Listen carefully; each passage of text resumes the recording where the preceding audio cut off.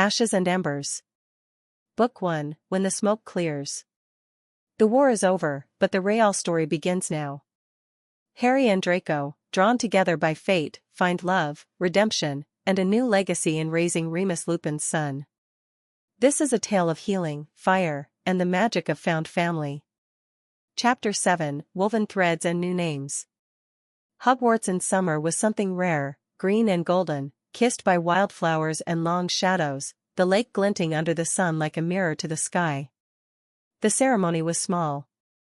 Just family, a few close friends, and the ghosts who refused to miss a good party. Hermione Granger stood beneath a floral arch near the Black Lake, her curls pinned with delicate silver vines, and her smile glowing so fiercely Ron looked like he'd forgotten how to breathe. Which, in fairness, he probably had. Harry watched from the front row, Teddy squirming happily on his lap in new blue dress robes. Draco sat beside him, perfectly composed, but the edge of a grin tugged at his mouth every time Teddy loudly asked if the bride lady was going to turn into a swan now. "Shoo," Harry whispered with a chuckle, but Teddy only looked up at him and said, "She's pretty." "She is," Draco agreed, surprising them both.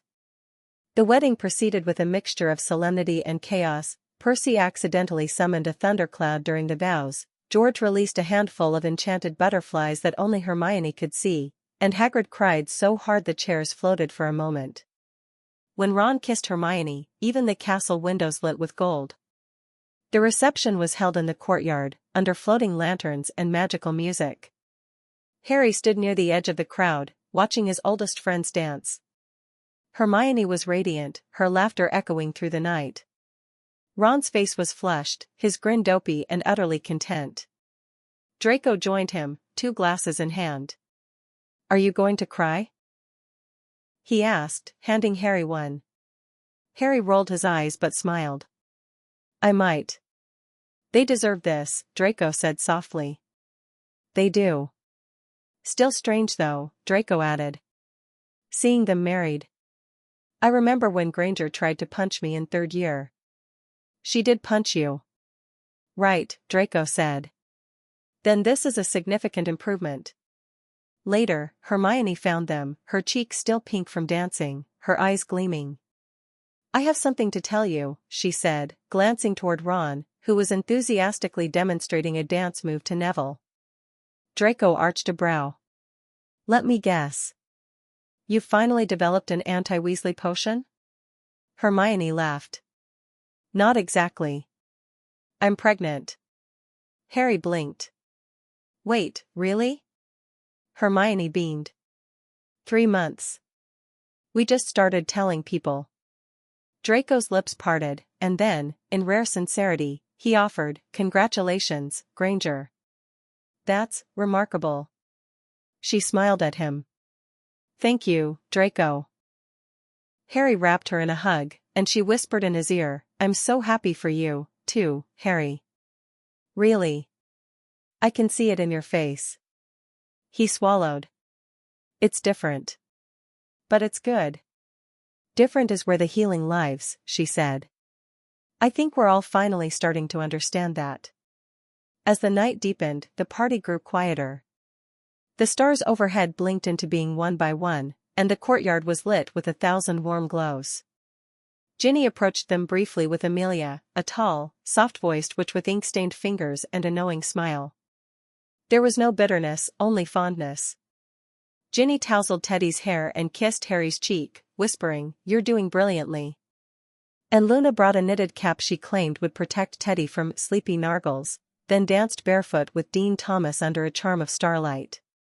Even Andromeda came for a brief visit, her eyes watering when Teddy ran into her arms yelling, "Gran."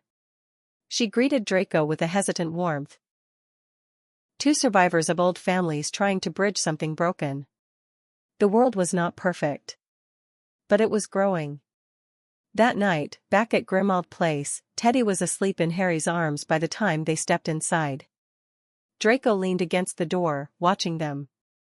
"He fell asleep on me in the middle of Hermione's toast," Harry said softly. "He has good taste," Draco murmured. Harry looked up, brow furrowed with something delicate. "Do you ever wonder what they'd think?" "Tonks." Remus.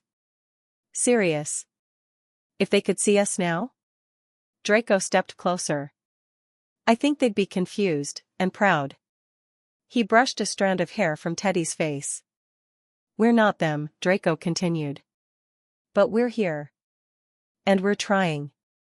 Harry smiled. That's all they ever did too, isn't it? Draco nodded.